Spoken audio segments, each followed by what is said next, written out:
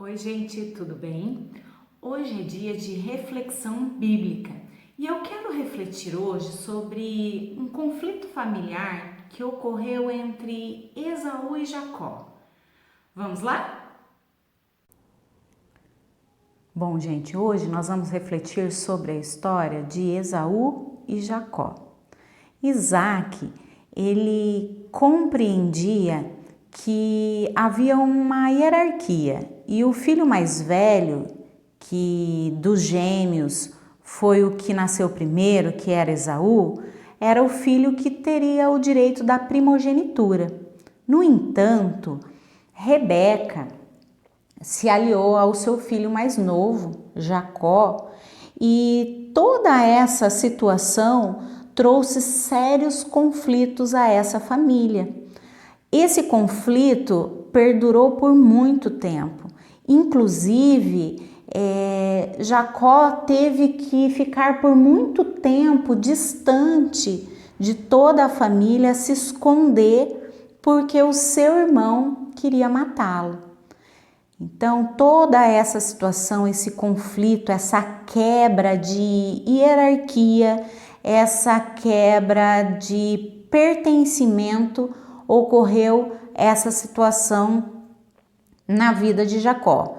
Então, diante disso, Jacó, que plantou, a semente do engano, da mentira, enganando o seu pai, que já não enxergava mais, para que ele pudesse receber a bênção, Jacó, ele levou consigo esse peso, esse fardo.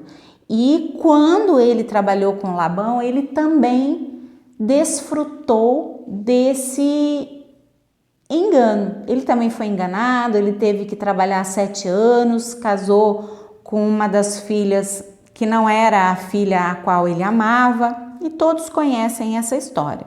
Mas o fato aqui é que Jacó, ele sabia que ele precisava restaurar essa aliança com a família, porque havia quebrado, e todo esse ciclo de discórdia, de ódio, de mágoa estava imperando sobre aquela família.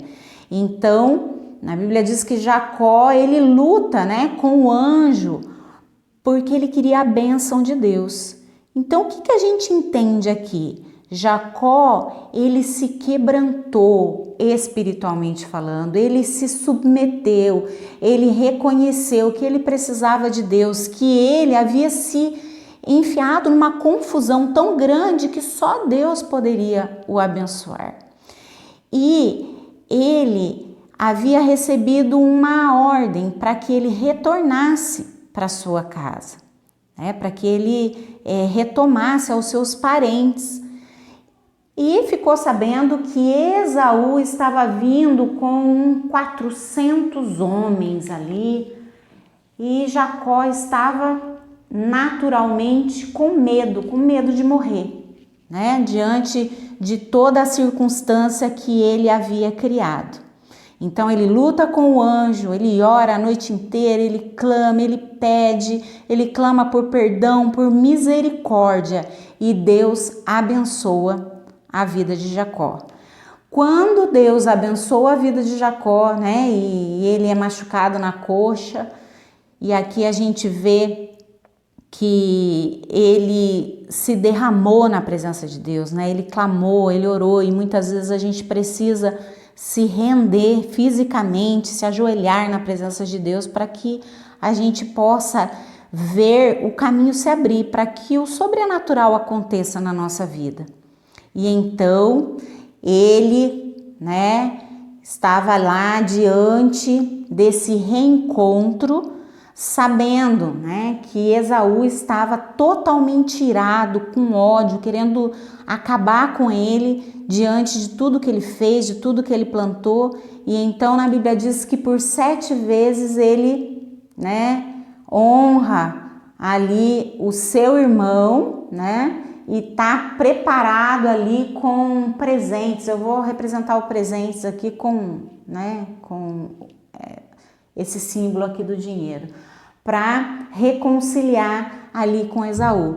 Deus foi tão maravilhoso que Deus quebrantou o coração de Esaú. E na Bíblia diz que quando ele se aproximou, ele chorou, né? E eles se abraçaram. Então aqui há uma reconciliação, né? Há uma quebra de um ciclo de ódio, de raiva.